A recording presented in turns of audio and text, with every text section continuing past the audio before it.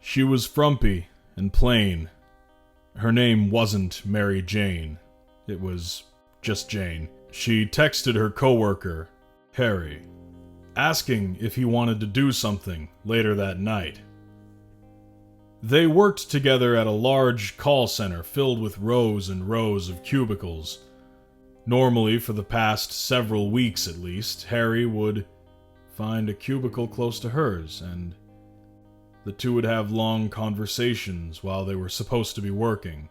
Today, however, she'd seen him come into the building and got up and waved to him with a big smile. He saw her, then immediately broke eye contact and sat near the entrance, many rows away. She frowned, wondering why he'd done that. She was sure he'd seen her. She was sure they'd had a good time last night when they had drunken, sloppy sex after work. She immediately texted him sup and worriedly waited for a response. The caller on the other end of the phone was asking her how to fix her cable box, but she left the customer on mute as she quickly followed up the text with a second text, consisting of 5 consecutive question marks. The day went by and she received no response. At the end of her shift, during which she had gotten nothing done, she took off her headset and marched toward the row where she'd seen Harry sit. She got there and saw that he wasn't there. She asked the coworkers in that row if they had known where he'd gone. One of them told her that he'd only completed about half of his shift before crouching down and sneaking out of the building. Jane was seething. She called him, but got no answer. She left a voicemail asking what the fuck was going on. She asked why he was avoiding her, and she said that she thought they had a good time. A few minutes later, she got a voice message from him. His voice was a bit slurred. She could tell he'd been drinking, probably that same nasty brand of cheap whiskey that he'd bought for the two of them the previous night. In the voice message, he said that he thought he'd made a mistake by hooking up with her, and that he just viewed her as a friend. He said, "Yep, sorry, not sorry. Just kidding. I actually am sorry. Goodbye." Stupid drunk bastard. But god damn was he cute. And kind of nice when he wasn't acting like a total fuckboy. Damn! Not very smart, she had to admit, but she had already set her mind on making him her boyfriend, and a little stupidity or regret on his behalf was not going to deter her. She knew what she had to do. She was standing, buck naked, in her attic. Actually, it was her mom's house. She lived with her mom and little sister, but they knew better than to walk into the attic, which was Jane's private place. On the floor of the attic was a large pentagram drawn in red paint. There was a lit candle at every corner of the pentagram. It's a circle. Anyway, in the middle of the pentagram lay a rolled-out condom. Jane had a sly smirk on her face. Right on cue, she received another voice message from Harry. "Hey, Jane. Sorry for blocking you earlier. I just needed some space." The fact that he had blocked her was news to her, as she'd been too busy preparing for the spell. "So, I'm in my room right now, and I'm looking in the trash next to my bed, and I'm not seeing the condom that we used last night. I was pretty fucked up, but I do remember that I took it off and threw it in the trash next to the bed. I looked in the bathroom trash just in case, but it's not there either. Now, I'd remember if I'd flushed it down the toilet or something. You didn't take the condom with you by chance, did you?" She didn't respond to the voice message, but instead began humming and then chanting in Latin. She received another voice message and stopped chanting the words to the love spell so that she could listen to it. "Jane, I'm fucking serious. The condom isn't here. I swear if you took it, First of all, that's fucking weird and messed up. And also, why did you take it?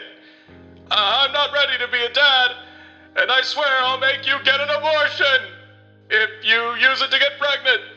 I mean, I'll pay for it, but still, don't even try it because the condoms I use have spermicide. So you'll probably just get a rash if you try. The voice message cut off, and immediately she received another one. This time she ignored it and went back to chanting the words of the love spell. She walked to the corner of the attic and picked up a plastic gasoline container.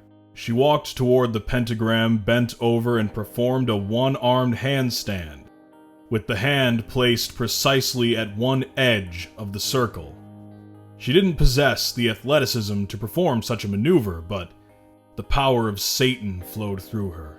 She deftly jumped off the one arm and landed in the middle of the pentagram, and though she weighed 150 pounds, she made no sound when she landed. She picked up the used condom and swallowed it whole. She lifted the gas container over her head and poured it on herself. With a candle, she lit herself a flame.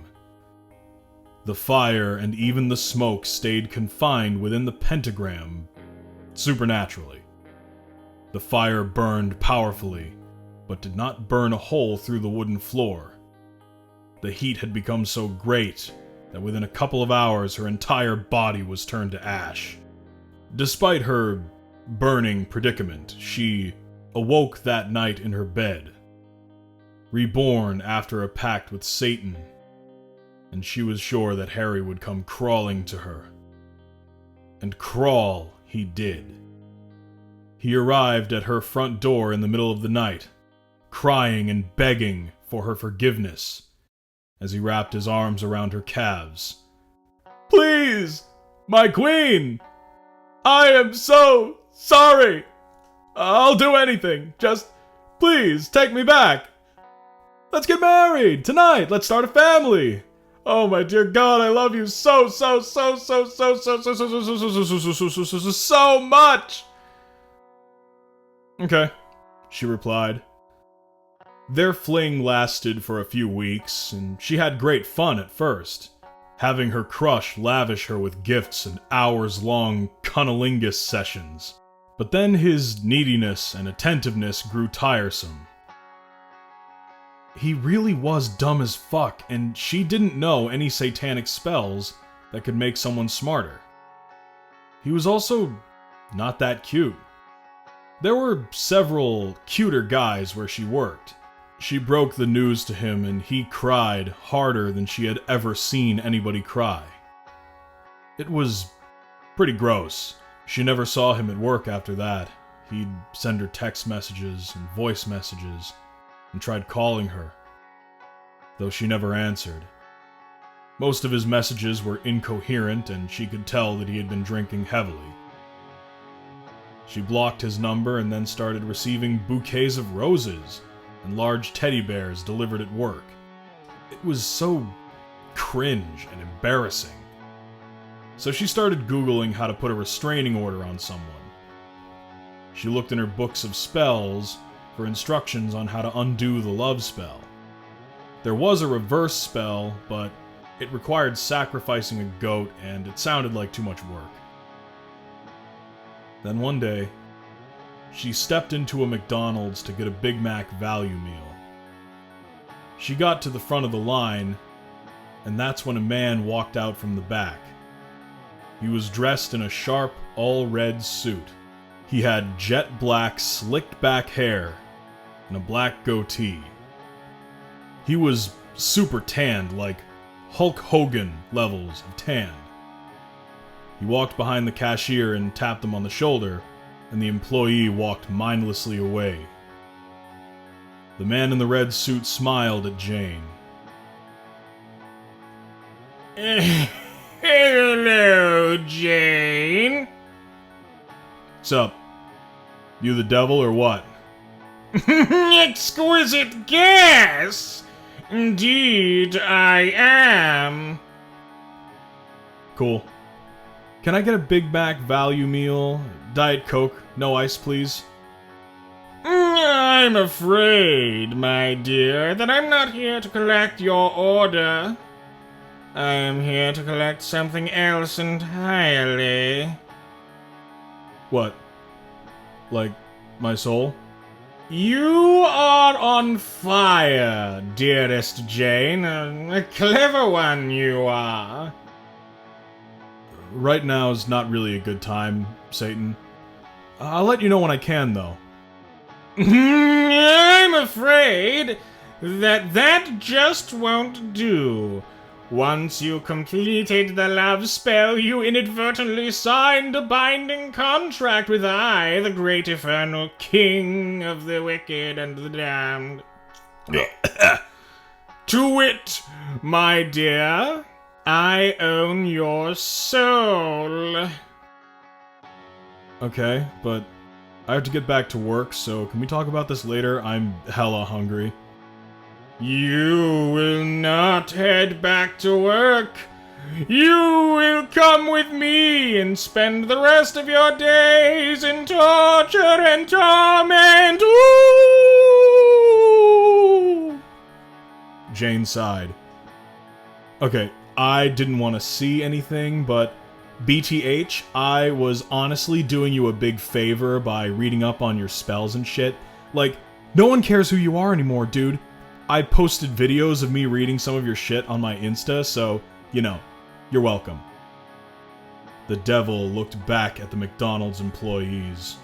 His face betrayed his embarrassment as the zombified employees stared blankly at him. Get back to work, you infernal fools! He yelled at them, kinda defensively. The employees began shuffling around and taking and preparing orders. He looked back at Jane. Listen here, you fat bitch! Jane's face was red with anger, and she flipped Satan the bird. Fuck you, Beelzescrub! You dress like a... I'm just gonna go to Taco Bell. Thanks for nothing, asshat. And with that, she walked out the door. The devil stayed standing there, behind the cash register. God damn it, not again! He muttered to himself. He went to the fry station and grabbed a handful of fries. He recoiled as the hot oil burned his hand. Fuck!